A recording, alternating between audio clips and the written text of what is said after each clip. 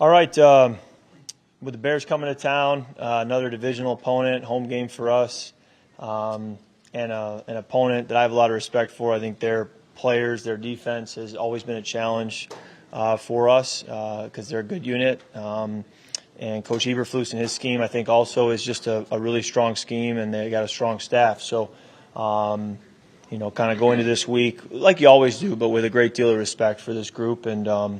And we obviously, as an offense, feel like there's a lot of room for improvement to be sharper. So we're excited for that opportunity on Sunday coming back home to hopefully do that. So take any questions you have. Kirk, how's the time zone reacclimation process going? Is that any issue at all, or what would you say about that? Yeah, it's a process. I think we're getting there. I think we're close, and just keep taking it one day at a time, but try to do what we're coached to do to help with that process and be ready to go and recover it for Sunday.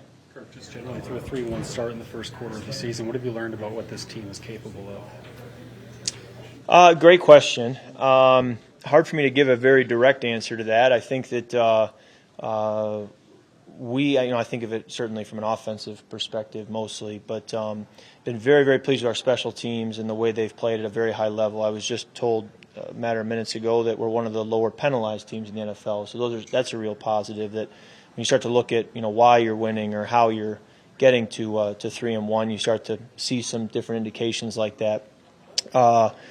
Offensively, I think we've come out of some games outside of the Packer game. I think the other games we've come out of feeling like we got to be sharper, we got to be better. There's plays we're leaving out there, and you're always going to feel that to some extent. But I do feel that we have to tighten the screws down a little bit on some of our execution, and so that's kind of what we're working towards. You and Justin have combined so much on intermediate routes, but then the go ball there, what is adding that going to do to the whole package of what you can attack with? Yeah, it's always good to have a variety of routes put on tape to make sure that defenses aren't able to hone in on any one aspect of your offense or your pass game, and Justin's certainly capable of making those plays. So that it's just good to put them on tape and show people. But we'll keep going. We'll keep trying to be very multiple offensively and use formations, motions, different modes of moving the football, whether it's drop back, quick game, keepers, play pass, screens. All the different ways you can move the football. Just try to stay multiple and keep defense on their toes. Yeah, you've been around him now for a fair amount of time. What's impressed you about the way he's gone about it, going back to last year and his strides? Yeah. I mean, I can riff on Christian for a while. He's a great teammate. His first start, I believe, last year was at Carolina, and I remember going against Brian Burns, who I think is a good player. You're kind of observant of Christian's approach and how does he feel that week, and is he nervous? But not at all. I mean, the moment was not too big for him. He was there all game. And what was funny was we got to the end of the game and we hit the corner route to KJ to win in overtime, and he was the first person that I saw, or he saw me, and so we hugged and congratulated. He's like, "Yeah, Kirk, all the way to go." And I realized he had just been there for the last 70 snaps. I didn't even notice him because he's just so quiet, so steady. You barely even know he's there because he just goes about his business and doesn't seek attention, and is just very steady. So I've really appreciated that approach about him.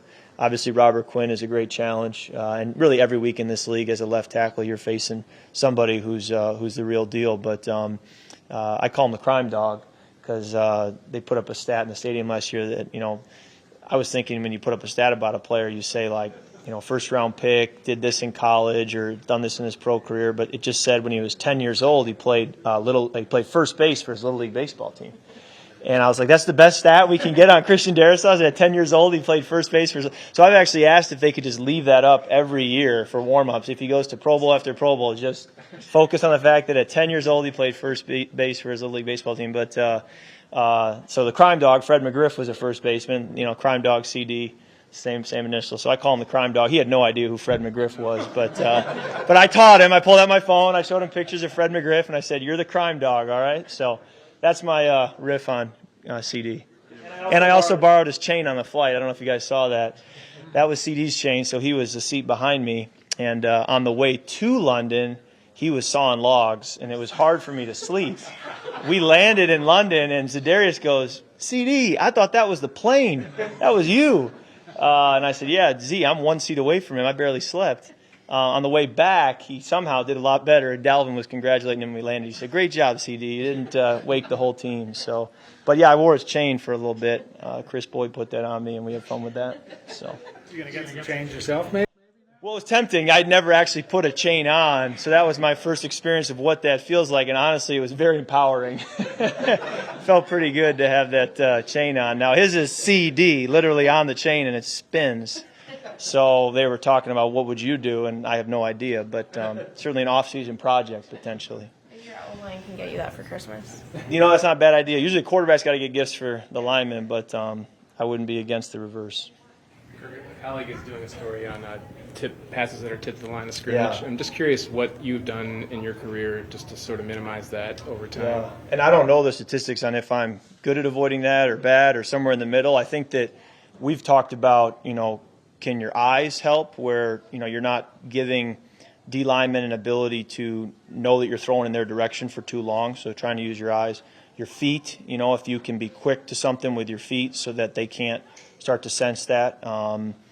And then, you know, having a high release, can that help sometimes? Or just throwing with an arc, with touch, you know, whether it's a screen or just a check down over the ball. Sometimes you can feel when a D lineman is looking at you and not rushing and is pausing, and then you have to know that maybe this throw needs to get up and over him as opposed to be driven. So they're inevitably going to happen, and D linemen are getting better and better at making plays. So it's something you're always aware of, but at sometimes you just have to go play too and play fast and trust that the ball will make it. Kirk, after some of the red zone issues in London, you've watched the film. What do you need to do to address some of those things? Yeah, I think, you know, let's see here. One of them was that 3rd and short, that we great play design, we just didn't connect. And then the next time got the ball back, you know, came up short on a keeper, but I thought maybe I could have pumped that and then given it to Adam. And then, you know, the 3rd down there, you know, they defended it pretty well. We had a hard time getting off the coverage there and then just had to check it down. So those two, and then I think the one in the low red when we took the delay game, first of all, that's on me.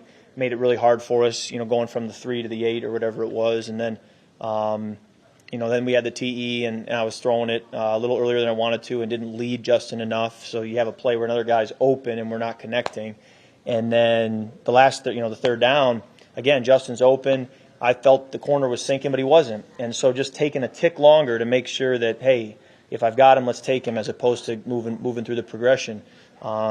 So you see those concepts showing up and guys getting open, and so you know that's a place you got to tighten the screws down. You got to execute better. You got to be locked in on all these details so that we do come away with 7 and not 3. Because in this league, as you guys know, when you kick a lot of field goals, you tend to get beat, and when you score a lot of touchdowns in the red zone, you tend to find a way to win. So that's important. And outside of those, nothing else is really coming to mind right now. But that's kind of what happened on those, I felt.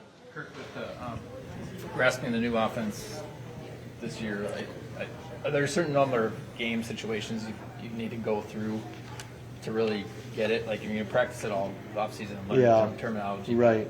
I'm guessing there's just no way, 4 games would never be enough, probably. Yeah, it's hard for me to say because, you know, I was saying in August or in May, you know, hey, it's going to take time to learn this, but we don't have time. You know, week 1 against the Packers was on its way, and so I just felt like there's no excuses. You have to turn over every stone as best you can, no matter how little time you've had on task. So there's no excuse. That's the point. Now, that being said, you know, after 40 games, are you going to be a different level of this offense? Yes, you will be. So it is both and, but there is some level of going against different defenses. I think that's the big thing, is that in camp, unfortunately, outside of 2 days with the Niners, you're really practicing against the same looks and the same personnel every day. And I think the fact that you get really good when familiar with that and you start to really know how your offense works against that, but it's a different conversation than when you're playing 17 different defenses throughout the year. Does that help you against the Bears, that they play maybe somewhat of a similar defense to the Vikings? Well, and I think there's a little bit of carryover with everybody where in some ways it does, that, hey, there's similarities here, but then in other ways you say, hey, that specific player plays a different technique, or in this situation they're going to have a different approach. So there's always variety, no matter how much there's also carryover.